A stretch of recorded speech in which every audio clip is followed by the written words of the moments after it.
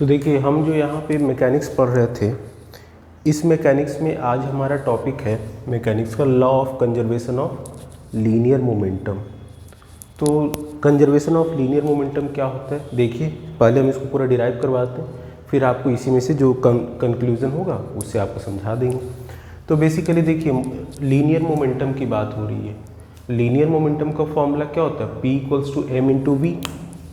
Linear momentum को किससे denote करते हैं, स्मॉल p से करते हैं। और आपको पता है स्मॉल p इक्वल्स टू होता है m into V, that means mass into V. V कौन सा वेलोसिटी है, लीनियर वेलोसिटी है, सर्कुलर वेलोसिटी नहीं है, वो एंगुलर होता है। तो यहाँ पे मास इंटू लीनियर वेलोसिटी है। अच्छा, अब जब अगर हम इसको p equals to M into V है, तो यहाँ पे अगर हम इसको स्क्वायर कर दें तो समझिएगा स्क्वायर क्यों कर रहे हैं। तो जैसे हमने बोला p, इसको इधर लिख देते हैं, p equals to mass into velocity होता है। जब हम इसको स्क्वायर कर देंगे तो p square equals to M square V square हो जाएगा। दोनों तरफ हमने क्या किया, स्क्वायर। देखिए ये सब हम एक फॉर्मूले को लाने के लिए किसी और के टर्म में इसको कन्वर्ट करने के लिए ऐसा कर रहे हैं, ठीक है। अच्छा, अब हमने क्या किया, 2 से डिवाइड किया, 2 से मल्टीप्लाई किया, तो ये जो है p square equals to 1/2 m V square into mass into 2। ये मतलब क्या है, इसका मतलब ये है कि मास का स्क्वायर, उसमें से एक मास हमने ले लिया और एक मास, और ये 2 जो है इसको अलग कर लिया, ठीक है। तो यहाँ से आपको क्या मिला, ये हमारा टर्म क्या बन गया, काइनेटिक एनर्जी K बन गया ना। तो यहाँ से हो जाएगा p square equals to K into 2m, ठीक है। Any doubt. तो यहाँ से अगर ये आपका जो p आया, ये क्या हो जाएगा, बेसिकली स्क्वायर हटाएंगे तो दूसरी तरफ क्या लग जाएगा, अंडर रूट, तो 2km ये हो गया हमारा, ठीक है। या फिर k के टर्म में लिखेंगे, या अगर k के टर्म लिखें तो p स्क्वायर अपॉन 2m।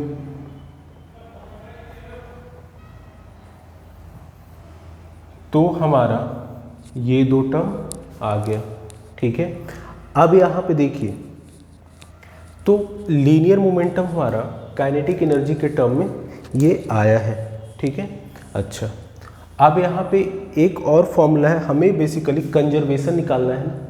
तो कंजर्वेशन के लिए फोर्स की बात होती है, तो फोर्स की बात होती है, तो देखिए F इक्वल्स टू आपका होता है मास इंटू एक्सेलरेशन। ये आपको पता है ये लीनियर एक्सेलरेशन है, ठीक है।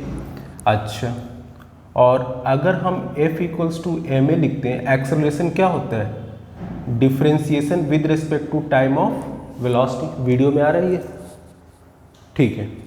तो एक्सेलरेशन क्या होता है, differentiation of velocity with respect to time. तो यहाँ पे a की जगह पे हम dv अपॉन dt लिख सकते हैं। तो यहाँ पे अब हमने क्या किया,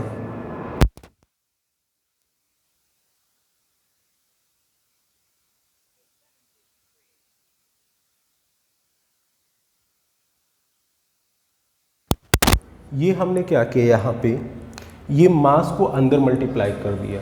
अब यहाँ से क्या आ गया, मास इंटू वेलोसिटी। मास इंटू वेलोसिटी क्या था, लीनियर मोमेंटम।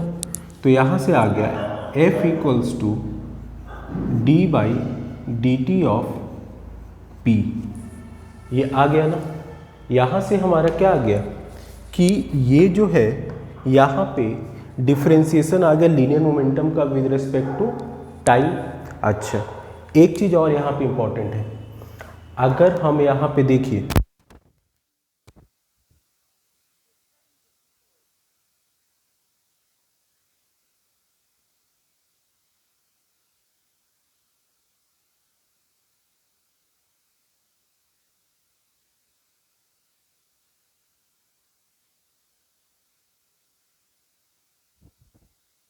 यहाँ पे अगर हम फोर्स है, ये क्या है, फोर्स है, ये फोर्स है। और लीनियर मोमेंटम बेसिकली क्या होता है, जब आप किसी ऑब्जेक्ट पे फोर्स लगाते हैं तो उसमें मोमेंटम होता है, वो धीरे धीरे चलना शुरू करता है, ठीक है। जब आपने अप्लाइड फोर्स, ये जो F है आपका, ये जो आपका F है दिस इज एक्सटर्नल फोर्स, ये क्या है एक्सटर्नल फोर्स जो कि आप यहाँ पे अप्लाई कर रहे हो। तो उस केस में अगर आपने फोर्स को हटा दिया, फोर्स जीरो कर दिया, तो D by D T of P क्या हो जाएगा। तो आपको पता है differentiation of constant equals to zero, ये वीडियो में आ रहा है इतना, ठीक है। डिफ्रेंसिएशन ऑफ कांस्टेंट जो होता है वो क्या होता है ज़ीरो होता है। तो यहाँ पे यही है D by D T of constant equals to zero. That means क्या कि यहाँ पे किसी भी कांस्टेंट का डिफ्रेंसिएशन जीरो होता है। तो अगर यहाँ पे देखिए ये आपने ये जो f है इसकी वैल्यू जीरो कर दी, that means D by D T of P में जो यहाँ पे p होगा क्या होगा, p आपका एक कांस्टेंट होगा। तो यही तो है यहाँ पे कि अगर आपने एक्सटर्नल जो फोर्स आप अप्लाई कर रहे हैं अगर आप वो हटा दें तो उस केस में बॉडी क्या होगा रिमेन्स कंजर्व्ड, उसमें मोमेंटम कंजर्व रहेगा, चेंज नहीं होगा। यही तो है आपका लीनियर ये कंजर्वेशन ऑफ लीनियर मोमेंटम, ठीक है। अब यहाँ पे अगर ये P हमारा कांस्टेंट है, ठीक है, तो अगर इस तरीके से कहने का मतलब है कि अगर आप किसी ऑब्जेक्ट पे फोर्स नहीं लगाते हैं या जीरो कर देते हैं तो उसका मोमेंटम कंजर्व रहता है, वो उसी मोमेंटम से चलता रहेगा। कहने का मतलब देखिए जैसे क्या हुआ, आपने किसी कोई ऑब्जेक्ट है, कोई गाड़ी है, कोई बाइक है या कार है, उसमें आपने एक्सीलेटर दे रहे हैं, तो जब आप उसमें एक्सीलेटर देंगे बॉडी क्या होगी वेलोसिटी चेंज होगी, उसमें उसका मोमेंटम चेंज होगा, बढ़ेगा बढ़ेगा। आपने एक्सीलेट करना बंद कर दिया, दैट मीन्स गाड़ी को अब क्या हुआ, अब वो फोर्स इंजन उसमें नहीं लगा रहा, तो वो चलते रहना चाहिए और वो चलता रहता है, लेकिन धीरे धीरे उसकी वेलोसिटी जीरो क्यों हो जाती है, क्योंकि एक और फोर्स उसमें वर्क कर रहा है, कौन सा फ्रिक्शन फोर्स। वो फ्रिक्शन फोर्स उसको रेजिस्ट कर रहा है, लेकिन अगर फ्रिक्शन फोर्स भी ना हो और आप बाहर से कोई एक्सटर्नल फोर्स भी ना दें तो जिस वेलोसिटी से चल रहा है वो उसी वेलोसिटी से कंटिन्यू रहेगा, कोई चेंज उसमें नहीं आएगा। दैट मीन्स उसका मोमेंटम कंजर्व रहेगा। और ये जो होता है ये सिंगल ऑब्जेक्ट अगर मान ली n नंबर ऑफ ऑब्जेक्ट है तो सब पे डिफरेंट डिफरेंट फोर्स होगा। तो कहने का मतलब F1 plus F2 plus F3 मतलब कि n नंबर ऑफ ऑब्जेक्ट हैं और सब पे फोर्स आपने क्या कर दिया, जब जीरो कर देंगे तो उस केस में इन सब का इंडिविजुअल का मोमेंटम क्या रहेगा constant, that means P1 plus P2 plus P3 up to so on Pn की वैल्यू क्या हो जाएगी कांस्टेंट हो जाएगी। ठीक है, वीडियो में आ रहा है इतना, ठीक है, ओके, ये पूरा आ रहा है यहाँ तक, ठीक है। तो ये आपको बताता है कंजर्वेशन ऑफ लीनियर मोमेंटम, इसको ध्यान से देख लीजिए।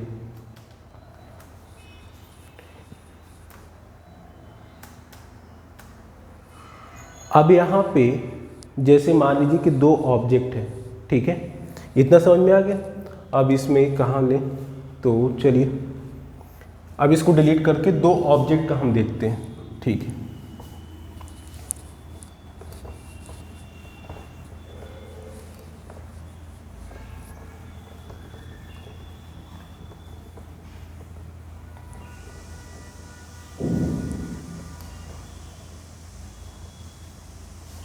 मान लीजिए दो ऑब्जेक्ट हैं जो कि v1 और v2 वेलोसिटी से चल रहे हैं, ठीक है।